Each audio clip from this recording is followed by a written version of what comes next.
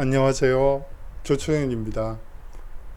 9월 15일 수요일 세계사탐구 시작하도록 하겠습니다. 옆에 오른쪽 모퉁이에 제가 보이죠? 좀 쑥스럽네요. 이 교수님들도 그렇고 강의하시는 선생님들도 그렇고 학생들에게 얼굴을 보여주면서 수업을 하는 것이 훨씬 더 이 신뢰 면에서 좋지 않겠느냐고 제안을 해주셔서 제가 할 수 있는 것이기 때문에 한번 해보곤 있는데요. 여러분들이 어떻게 생각할지 잘 모르겠네요. 좀 쑥스럽다는 느낌은 드는 건 사실이네요. 예. 오늘은요, 이 통조림의 역사에 대해서 살펴보는 시간을 마련해 봤습니다. 뿐만이 아니고 병조림도 포함이 되는데요. 사실 병조림이 만들어진 이후에 통조림이 만들어지게 됩니다. 병조림이 가지고 있는 분명한 한계가 있죠. 사실상 자체 무게가 너무 무겁고 또 운송 과정에서 파손될 우려가 상당히 높습니다. 이 파손된 것을 모르고 먹게 되면 상한 음식을 먹기 때문에 결과적으로 이 전염병이 탈이 날 확률도 높게 되죠. 그것을 극복하기 위한 한 수단으로서 이제 통조림이 나오게 됩니다. 그 과정을 한번 살펴보는 시간을 마련해 봤습니다.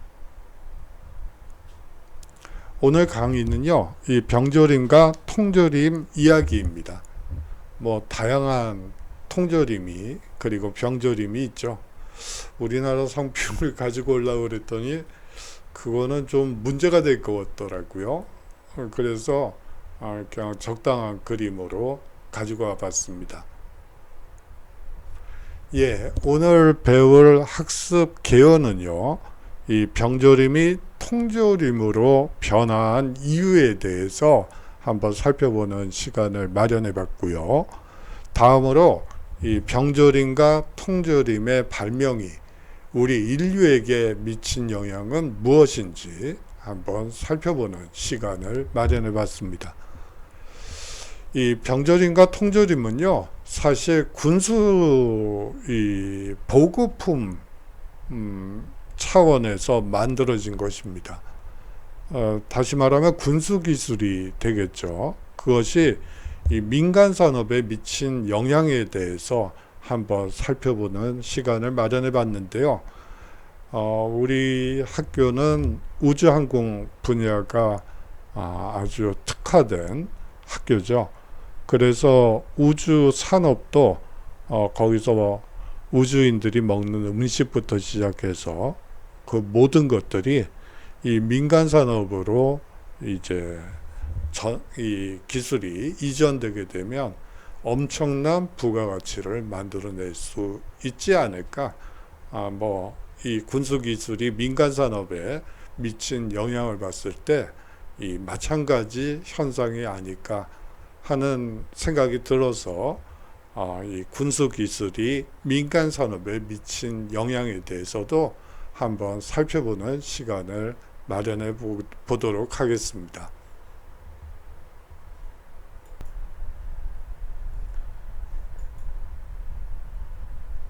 예. 먼저 병조림부터 살펴보는 게 맞을 것 같습니다. 이 산업진흥협회라는 것이 프랑스 혁명 이후 나폴레옹 시기에 만들어지게 됩니다. 프랑스 혁명 직후 권력을 손안에 쥔 나폴레옹은요, 이 전 유럽을 상대로 전쟁을 치르게 됩니다. 그 와중에 프랑스 최고의 과학기술 인재들을 모아 이 프랑스 산업진흥협회를 만들게 되죠. 이 협회의 목적은요, 설립 목적은 전쟁을 수행하는 나폴레옹에게 과학적 지원을 하는 것이었습니다. 당시 프랑스의 군사적 문제 해결에 도움을 줄 수 있는 과학적이거나 공학적인, 공업적인 처리법을 발견하거나 그것을 찾기 위해 노력한 사람들은 프랑스 산업진흥협회에서 12,000프랑, 지금 이거를 요새 시가로 계산을 하면 1억이 넘는 우리 돈으로 1억이 넘는 금액이라고 생각하시면 됩니다. 1억이 넘는 포상금을 상금으로 지급하게 됩니다. 그렇게 되면서 이 응모를 독려하게 되죠.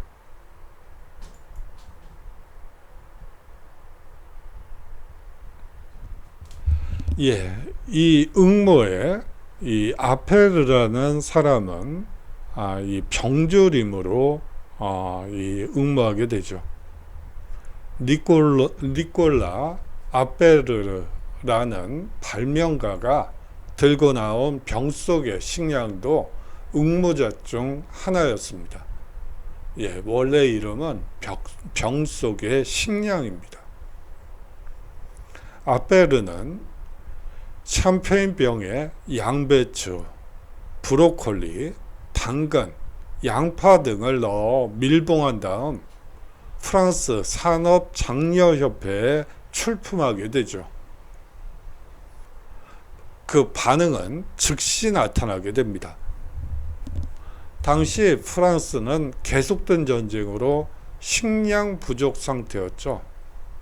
전쟁터에서 죽는 병사들보다 굶어 죽는 병사들이 더 많았고요. 전쟁터에서 죽은 병사들보다 이 전염병으로 죽은 병사들이 훨씬 더 많았습니다. 그 원인은 바로 이 식량 부족 때문이었고요. 신선한 야채를 먹지 못해서 이 사실상 괴혈병 등도 상당히 빠르게 전염되게 됩니다. 물론 그건 전염병은 아닌데요. 여하튼 이 괴혈병 등을 비롯한 비타민 C 부족으로 나타나는 여러 이 병들이 이 시기 이 전쟁에서 죽는 사람들보다 군인들보다 더 많은 군인들을 죽음으로 내몬 거로 여러분들이 생각하시면 됩니다. 그렇기 때문에 이 병 속의 식량으로 응모한 이 아베르의 병조림은 이 상당히 많은 관심을 불러일으키게 되죠. 음식의 보존과 보관 방법에 대해 아주 절실한 상황이었습니다. 프랑스 육군 쪽에서는요.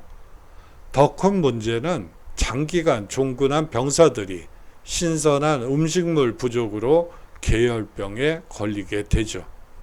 뭐 괴혈병뿐만이 아니고 이 식량 부족 때문에 영양 상태가 부족하기 때문에 뭐 사실상 독감이라든지 바이러스 질병 아주 이 많은 질병에 시달리게 됩니다.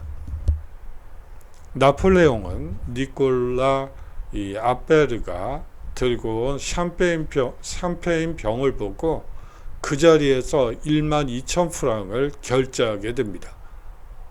나폴레옹은 샴페인 병의 쓸모를 한눈에 알아본 것이었죠.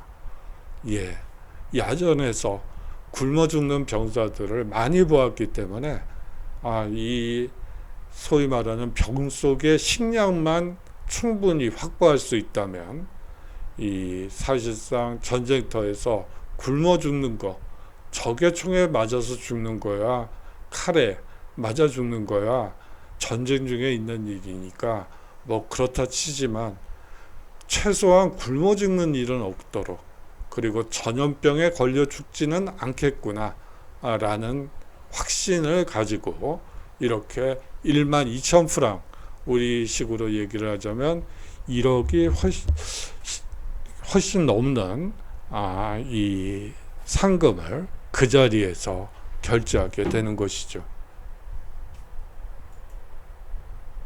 예, 니콜라 아베르의 모습입니다. 사실상 이 병조림은요, 나폴레옹의 승리를 도운 천군 만화와도 같은 발명품이었습니다. 나폴레옹이 활약하던 시기 유럽에서 전투의 기본은 10만에서 20만의 대병력이 넓게 포진한 상태에서 교전을 벌이는 형태였습니다. 이렇게 대규모 병력이 모인 뒤 교전을 하다 보니 필연적으로 행군 속도가 더딜 수밖에 없었죠. 당시 유럽의 평균적인 군대의 평균 행군 속도가 분당 70보 내외였다고 합니다. 그러나 이 나폴레옹의 군대는 분당 120보 이상의 고속 이동이 가능했죠. 빠른 이동이 가능했던 이유 중 하나가 단위 부대의 규모를 줄였기 때문이었습니다. 다른 나라의 군대가 5만 명 이상이 함께 이동하는 반면 나폴레옹은 여단이나 사단 단위로 부대를 쪼개 그 속도를 올렸던 것이죠. 그 아페르가 출품했던 샴페인 병의 모습이에요. 참 조잡하게 생겼죠. 여기에 이제 코르크 마개를 하고요. 이제 촛농으로 밀봉하는 형태가 이 병조림의 시작이라고 볼 수가 있습니다. 이제 촛농으로 밀봉을 하지 않게 되면 사실상 이 공기와 이 음식물이 접촉을 하기 때문에 이 부패할 우려가 있기 때문에 그렇게 한 것이죠. 코르크 마개입니다. 그 당시 사용했던 코르크 마개는 남은 것이 없어서 아무 코르크나 죄송합니다. 이 코르크 이쁘게 생긴 걸로 가지고 와봤습니다. 그 여단이나 사단으로 잘게 쪼개서 병력을 나눈 이유에는요, 하나의 전략이 있었습니다. 각 사단마다 적과 최소한 하루나 이틀 거리를 두고 이동한다는 개념 때문이었죠. 위기시 적과 하루 이틀 거리를 둔 아군 상호간 지원이 가능한 거리를 최대한 유지하면서 이 사단 규모로 움직인 것이라고 보시면 됩니다. 덕분에 나폴레옹은 원하는 장소와 원하는 시간에 병력을 배치하여 적을 격파할 수 있었던 것이죠. 나폴레옹의 부장 중에 모로우가 있었는데요. 이 모로우가 이 패하는 언제나 소수의 병력으로 다수를 이겼습니다. 라고 이 찬양조에 이 말을 하게 됩니다. 그런데 나폴레옹은 이렇게 대답을 하죠. 그렇지 않다. 나는 언제나 다수의 병력으로 소수를 이겼다고 대답했습니다. 어떻게 그게 가능한 얘기일까요? 이는 나폴레옹의 기본 전략을 단적으로 보여주는 것인데요. 이런 나폴레옹의 군대에게 아베르의 병 속의 식량, 즉 병조림은 호랑이에게 날개를 달아준 신병기라고 볼 수가 있습니다. 아무리 용맹한 군대라도 잘 먹어야 싸울 수 있습니다. 배고픈 군대는 사실상 적을 무찌른다는 것이 거의 불가능하다고 볼 수가 있죠. 사실상 보급체계의 혁신을 이룬 것이 이 병조림인 것이죠. 배고픈 군대는 전쟁에서 승리할 수 없다는 이 신념이 이 병조림을 나폴레옹이 채택하게 된 이유였습니다. 병조림은 보급 체계를 단순화시켰고 부대의 행군 속도를 최대한 끌어올릴 수 있었죠. 당장 취사에 필요한 시간이 절약되었습니다. 그냥 끓는 물에 중탕을 해 먹어도 됐고요. 급하면 코르크 뚜껑만 딴 채 먹는 것이 가능했습니다. 조리기구를 들고 다니지 않아도 먹는 것이 가능했고요. 덕분에 군장의 무게가 가벼워졌고 그에 따라 행군 속도가 몰라보게 빨라지게 되죠. 예, 사실상 이 보급품 여러 병사들이 먹어야지 될 이 것을 이 수레를 끌고 옮기는 것 자체가 시간이 오래 걸리는 작업이죠. 그렇다고 해서 뭐 행군하는 군사들보다 뒤처질 수밖에 없는데 그러다 보면 이제 적군의 이 게릴라 전술에 걸릴 수도 있고 여러 가지 문제점이 있었습니다. 그 문제를 단번에 해결해 준 것이 이 병조림이라고 볼 수가 있겠죠. 결정적으로 장기간 보관이 용이했기에 보급 체계에 가해지던 부담이 그만큼 경감되게 됩니다. 부패나 보관상의 문제로 손실이 발생하는 경우가 줄어들었던 것이죠. 물론 내용물에 비해 무거웠다는 점, 병의 무게가 상당하죠. 또한 이 유리로 만들어져 파손의 위험이 높다는 단점이 있었지만 사실상 위에 들었던 장점에 비하면 큰 문제로 느껴지지 않았습니다. 이 영국군은 이 프랑스군의 연전연승의 이 비결을 바로 이 병조림에서 찾았던 것이죠. 그에 따라서 이 어떻게 하면 병조림보다 더 효율적인 방법으로 이 보급 문제를 해결할 것인가, 그리고 물건의 신선도를 유지할 것인가를 고민하게 됩니다. 이 프랑스군의 병조림의 위력을 전쟁에서 온몸으로 체험한 영국군은 이 발명품의 벤치마킹을 검토하게 됩니다. 식량의 보존 방법은 당시 군대는 물론 일반 사회에서도 화두였죠.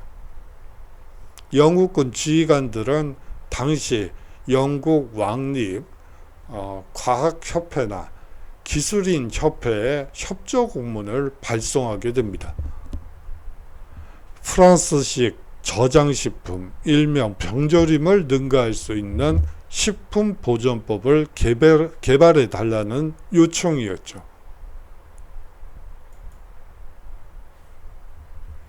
그래서 탄생한 것이 이 영국식 병조림이라고 볼 수가 있습니다. 조리된 음식을 유리병에 넣고 중탕된 상태에서 코르크로 입구를 막고 촛농으로 밀폐를 시키면 완성하는 이 방식을 이 영국이 그대로 프랑스에서 받아들인 것이죠. 그렇지만 여기에는 문제가 있었습니다. 영국은 이보다 훨씬 더 실용적인 보존 방법, 즉 가볍고 튼튼한 용기로 업그레이드 하겠다는 욕심을 품게 된 것이죠.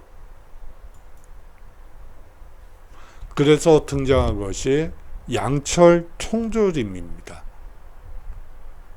영국식의 가볍고 튼튼한 보존 용기를 개발한 이는 런던 출신의 이 기계공이었던 피터 듀란드입니다. 병조림을 대체할 용기 개발에 나서게 된 것이죠. 그가 선택할 수 있는 대안은 그리 많지 않았습니다. 튼튼한 철을 쓰면 되지 않을까라고 생각할 수 있겠지만 철은 기본적으로 산화되는 특징을 가지고 있습니다. 즉 음식이 변질될 수 있다는 얘기가 되죠. 철로 용기를 만든다 해도 문제는 뚜껑에 있었습니다.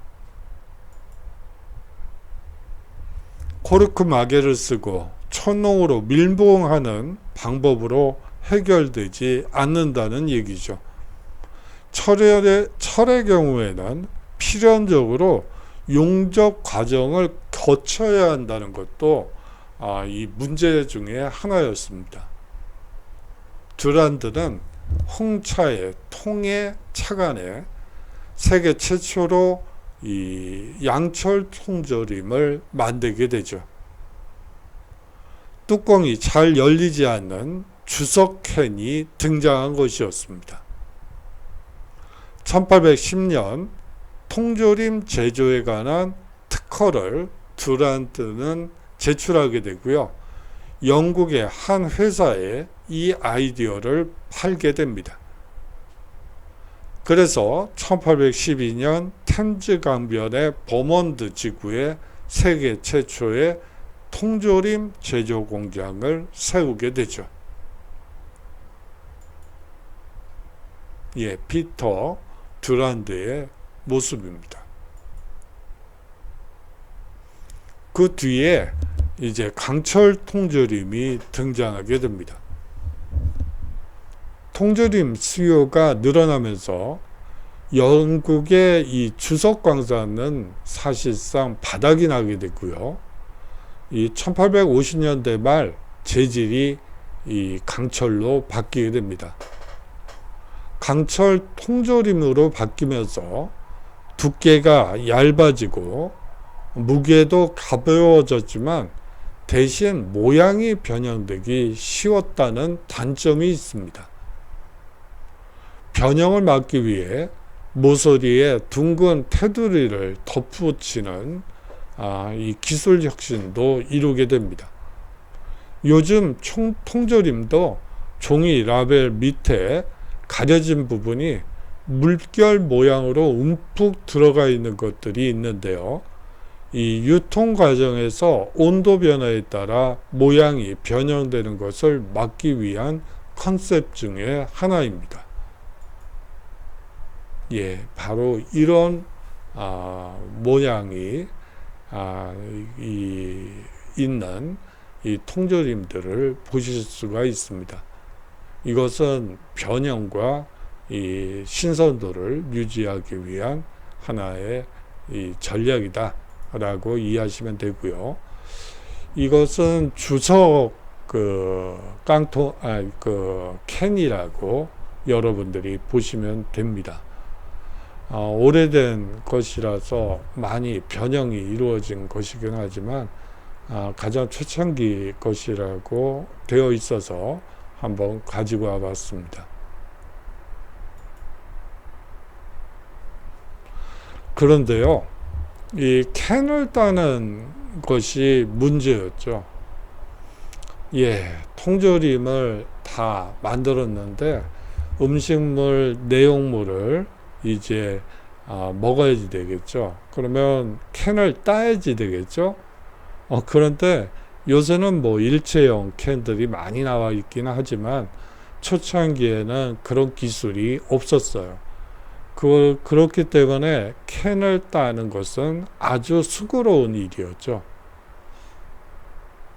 1824년 윌리엄 에드워드 페리경이 이끌었던 영국 탐험대는 북대서양 항로 탐사길에 구운 송아지 고기 통조림을 비상식량 삼아 챙겨가게 됩니다. 북극해를 가는데 탐험을 가는데 혹시 이 식량이 떨어질 것에 대비해서 이 구운 송아지 고기 통조림을 장만했죠. 그들이 가져간 통조림에는 다음과 같은 사용법이 적혀 있었습니다. 가위나 끌로 윗부분을 둥글게 오려낸 다음 여시오. 어떻게 열죠? 가위로 망치도 필요하죠. 사실은 가위나 끌로 이 하기에도 어려워요. 저희가 어렸을 때 이 소위 말하는 통조림들은 이 따는 이 일체형 캔이 아니었고 대부분 이제 과일들이 들어가 있었는데 그걸 먹기 위해서는 이제 가위나 끌을 끝에다 놓고 이제 망치로 두들겨서 먹었던 기억이 있습니다. 아주 이 잘 해야지. 그렇지 않으면 이 또 과즙이 튀어나오는 그런 문제도 있고요. 상당히 어려웠던 기억이 나요. 그런 문제가 바로 이 시기에 있었다고 보시면 됩니다. 이 초기만 해도 음식이 변질되지 않도록 잘 보존해야 한다는 기능에만 관심을 쏟은 반면에 캔을 쉽게 따는 방법에 대한 고민은 부족했던 것이죠. 처음 이 통조림이나 병조림의 이 탄생, 이 목적은 사실상 음식이 변질되지 않도록 잘 보존하는 것이었죠.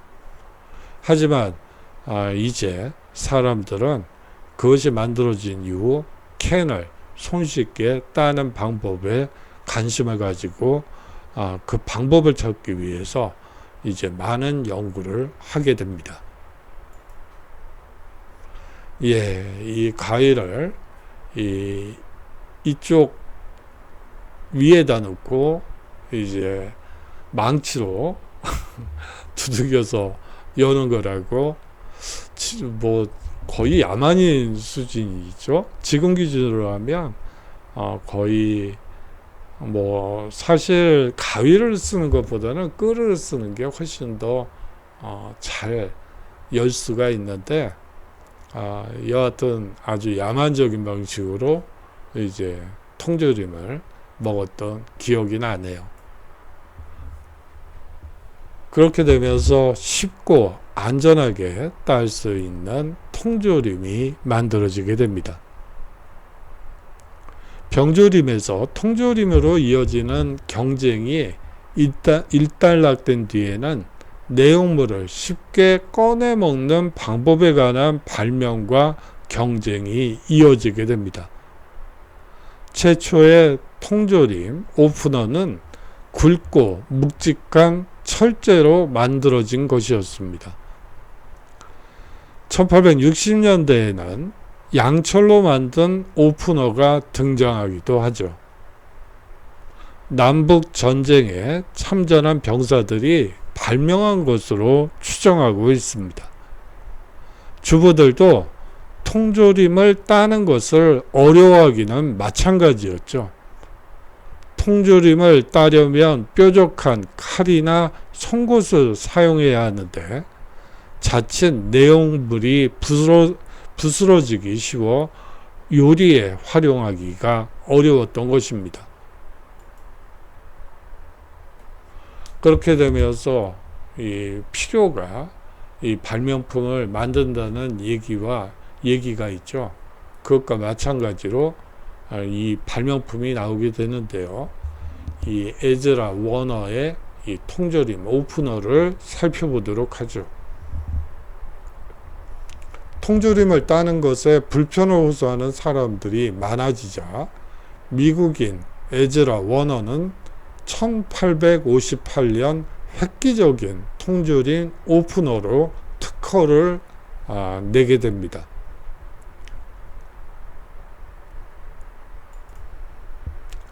절반은 총검, 절반은 나처럼 생긴 커다랗게 굽은 날을 캔 가장자리에 대고 누르며 사용하도록 생긴 것이죠. 이 통조림 주위를 굴러가는 바퀴 달린 통조림 오프너는 이 미국인이 1870년 발명하게 됩니다. 이 오프너에 이 발명품 도면이 있어서 한번 가지고 와 봤습니다.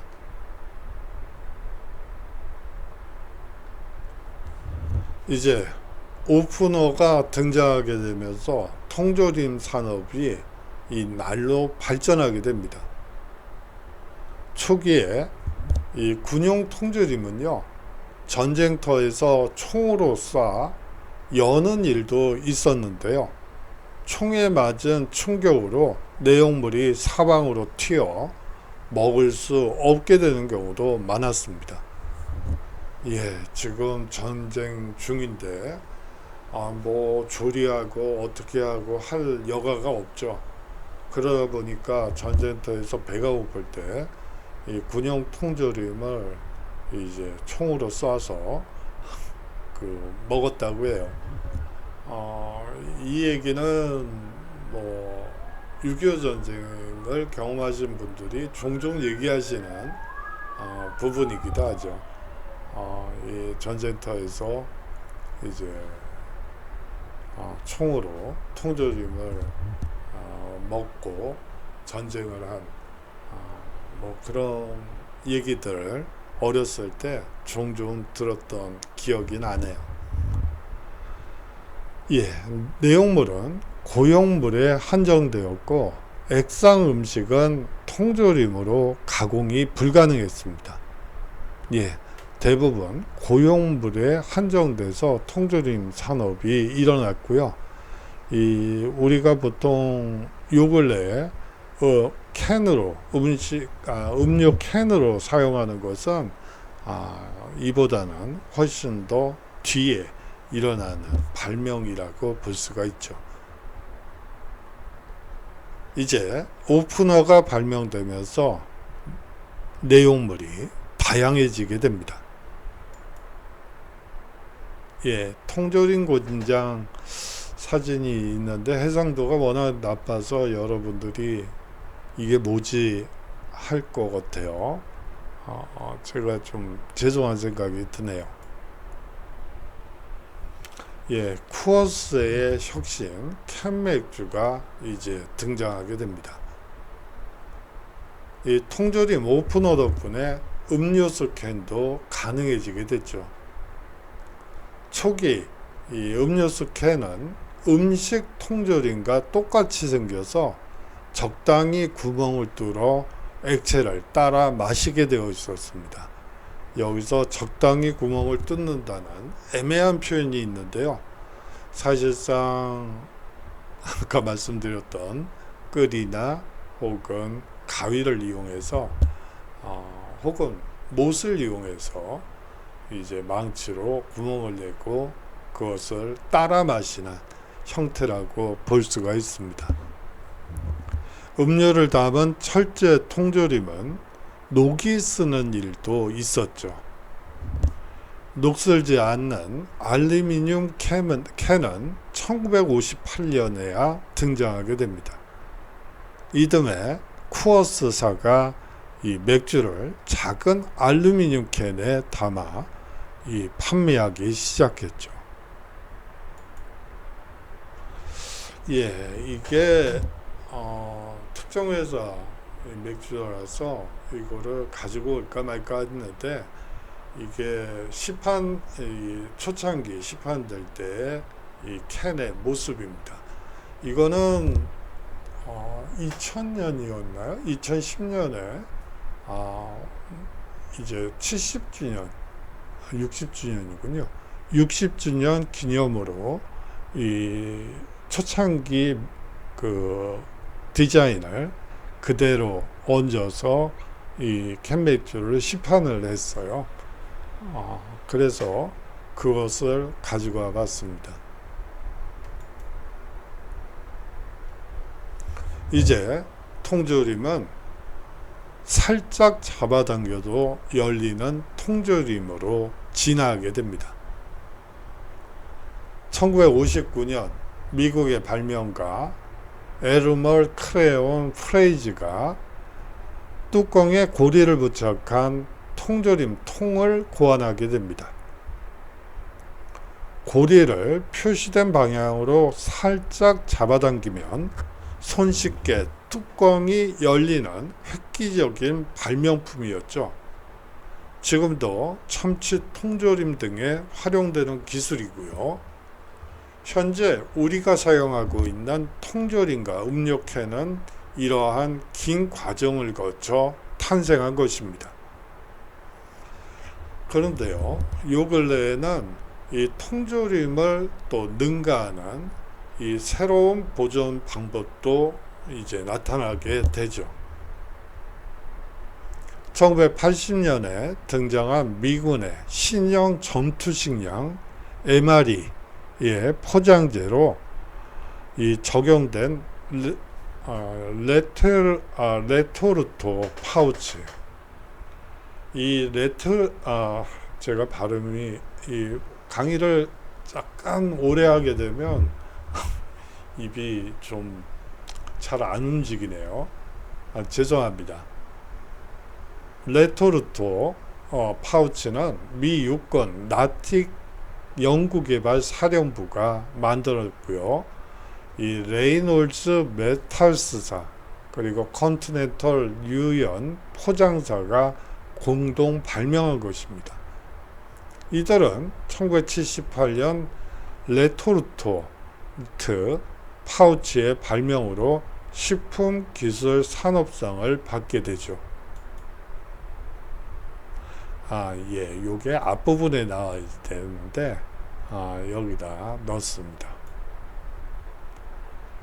오프너의 이 모습이고요.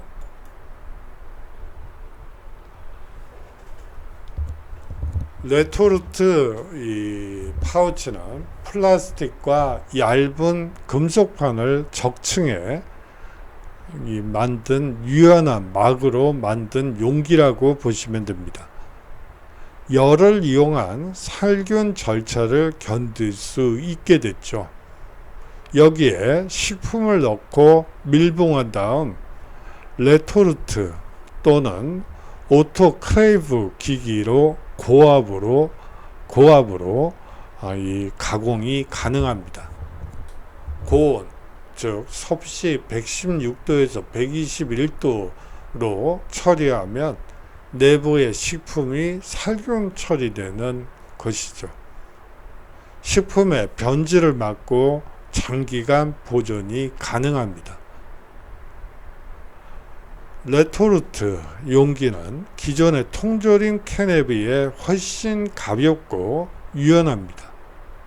병조림이나 통조림에 비해 제조 과정이 효율적이죠. 식품의 특징에 맞춰 다양한 소재가 활용됩니다. 파우치가 내열성이 있으므로 나중에 음식을 익힐 때도 통째로 끓는 물에 넣어 바로 익힐 수 있죠. 즉석 요리들이 대부분 레토르트 파우치를 활용하고 있다고 보시면 됩니다. 레토르트 파우치는 이 페트 혹은 나일론, 알루미늄, 식품용 공합출,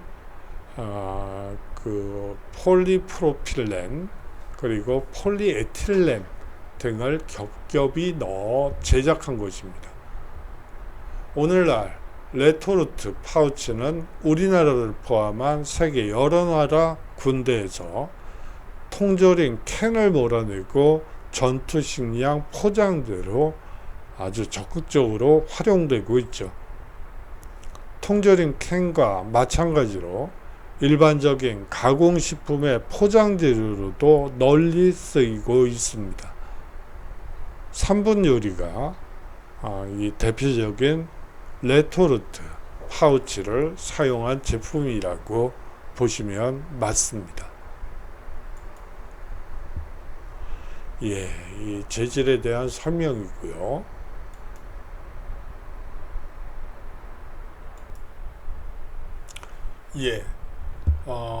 오늘의 핵심에 들어가기에 앞서서 한 가지 여러분들께 말씀드릴 내용이 있습니다. 다른 것보다도 추석과 관련해서 여러분들이 질의가 많고요. 이 주차 과제에 대해서도 여러 가지 질문을 던져주시는 분들이 있어요. 뭐 나름대로 정확하게 표현 드리기 위해서 노력은 하고 있지만 이 전체 학생들이 보는 앞에서 말씀을 드리는 게 맞을 것 같아서 시간을 할애해서 말씀을 드리겠습니다. 이 주차 과제와 관련해서는 사실은 워드로 작성을 하던 한글로 작성을 하던 상관이 없습니다. 뭐 워드패드로 사용해도 뭐 메모장을 이용해서 여러분들이 내주셔도 상관이 없고요. 그리고 여러분들이 손글씨를 쓰신 다음에 그것을 찍어서 보내주시는 분들도 있더군요. 뭐 그것도 괜찮습니다. 단 복분만 안 하면 복사해서 붙이기만 안 한다면 뭐 어떤 형태로 물론 형식과 내용 둘 다 중요한 부분이긴 하지만 이 형식 중에 이 어떤 류의 워드 프로세스를 활용하느냐는 평가 대상에서 배제하고 여러분들이 활용 가능한 모든 매체를 동원해서 작성해서 내시면 됩니다. 그래요. 한 경우 좀 특이한 경우가 있어서 소개시켜 드리면 학생 중에 이제 자기가 한 것을 이제 영상이랑 음성으로 이 어떻게 보면 연기를 하면서 이 오늘의 과제를 내시는 분들도 있더군요. 뭐 그런데 뭐 그것도 방법이겠죠. 뭐 표현 방식은 여러 가지가 있을 수 있으니까 뭐 어떻게 내셔도 상관은 없습니다. 단 복붙은 하지 않으셨으면 하는 바람이 있다는 거 강조드리고 싶고요.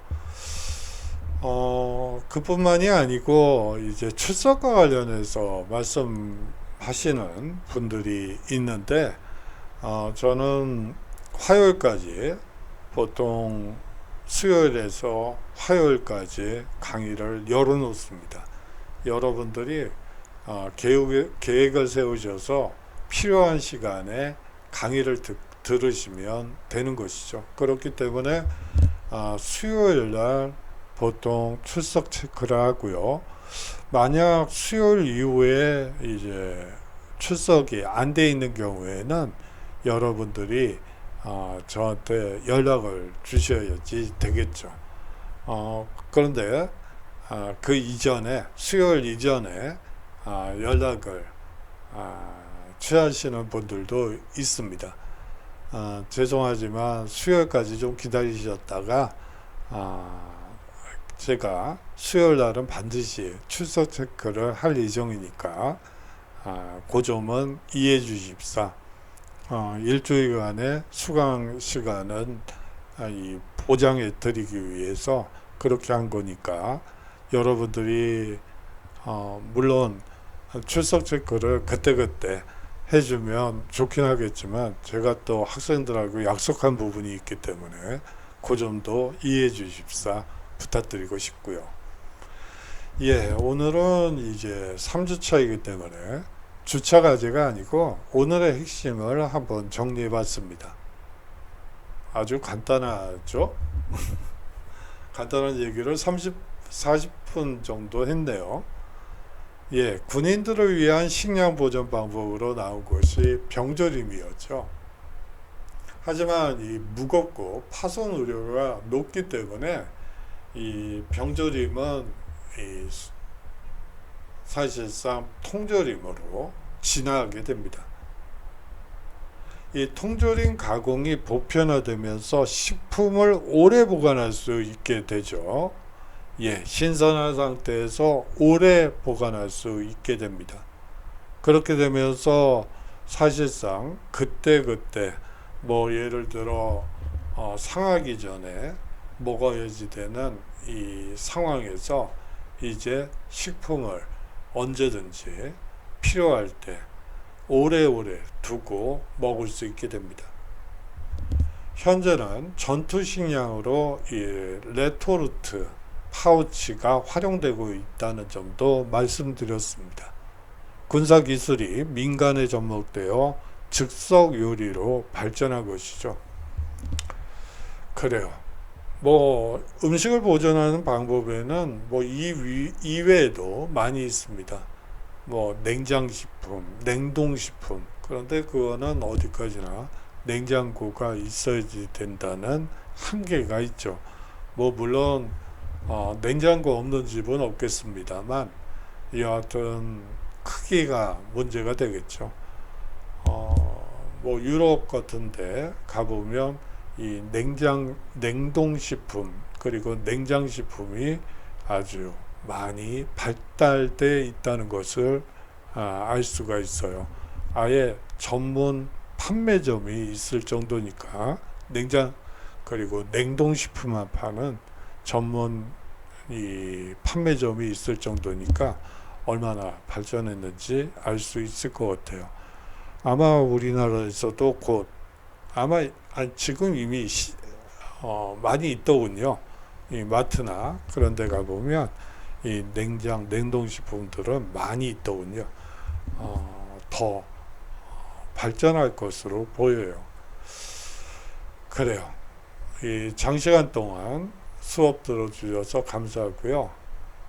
다음 주에는 뭘 할까? 제가 이 강의 개설을 보면서 제가 이 주차별 강의 목차를 보면서 깜짝 놀랐어요. 제가 인쇄술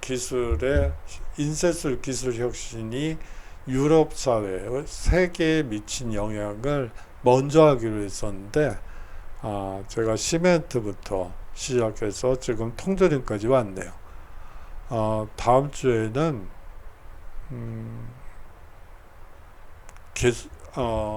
아마도 인쇄술의 발전이 이 인류에게 미친 영향을 중심으로 해서 수업을 한번 진행해 볼까 합니다.